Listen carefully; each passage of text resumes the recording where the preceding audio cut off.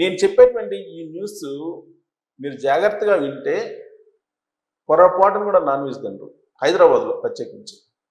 ఎందుకనంటే 5 ఏళ్లుగా ఒక అతను హైదరాబాద్ సమీపంలో ఉన్న ఒట్టేపల్లి అనేటువంటి ప్రాంతాన్ని కేంద్రంగా చేసుకుని అడ్డాగా చేసుకొని కుళ్ళిపోయిన మాంసం, కుళ్ళిపోయిన చేపలు కొన్ని వేల టన్నులు సప్లై చేశాడు. ఈ విషయాన్ని ఈ మధ్యన తెలుసుకున్నటువంటి పోలీసులు అలాగే మున్సిపల్ అధికారులు ఆ ఒట్టేపల్లికి వెళ్ళి రైడ్ చేశారు. రైడ్ చేసి కొంతమందిని యువకులను పట్టుకొని విచారిస్తే దీనంతటికీ ఒట్టేపల్లి కేంద్రంగా అబ్దుల్ గఫార్, ఈ అబ్దుల్ గఫార్ అనే అతను ఒక పెద్ద దందా నిర్వహిస్తున్నాడు బాలాపూర్ సమీపంలో.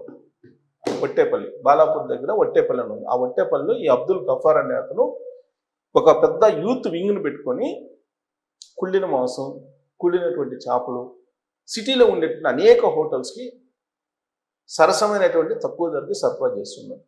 ఇదేదో 1 రోజు 2 రోజుల్లో సరఫరా చేసినటువంటి వ్యవహారం కాదు, 5 ఏళ్లుగా చేస్తున్నారని చెప్పి విచారణలో తేలింది. ఇప్పుడు ఆల్రెడీ ఆయనకి సంబంధించిన టీంలో ఉండేటువంటి 7గురిని పోలీసులు అదుపులోకి తీసుకొని విచారిస్తూ ఉన్నారు. మరి ఫుడ్ సేఫ్టీ అధికారులు ఏం చేస్తున్నారు?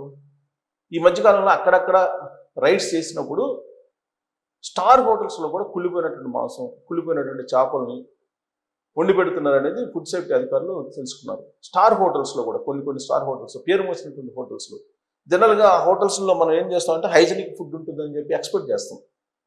కానీ ఈ ఫుడ్ సేఫ్టీ అధికారులు రైడ్ చేసినప్పుడు బయటపడినటువంటి భయంకరమైనటువంటి నిజాలు. మరి వాళ్ళందరికీ ఎక్కడి నుంచి వస్తున్నాయి అంటే ఇప్పుడు అబ్దుల్ గఫూర్ ఇతను అడ్డగా చేసుకొని పెద్ద ఎత్తున సప్లై చేస్తూ ఉన్నాడు. ఆ మధ్యకాలంలో కుక్క మాంసం వండి పెడుతున్నారు, కుక్క మాంసం కల్తీ చేస్తున్నారు అని చెప్పి ఒక న్యూస్ వచ్చింది. అలాగే మటన్కి వచ్చేటప్పటికి గుర్రపు మాంసం, ఎందుకంటే గుర్రాలు పరిగెత్తడానికి పనికిరాని, రేసుకు పనికిరానిటువంటి వాటిని కోసి మటన్లో కలిపి పెడుతున్నారు అనేది కూడా ఒక న్యూస్ వచ్చింది. కుక్క మాంసం, గుర్రం మాంసం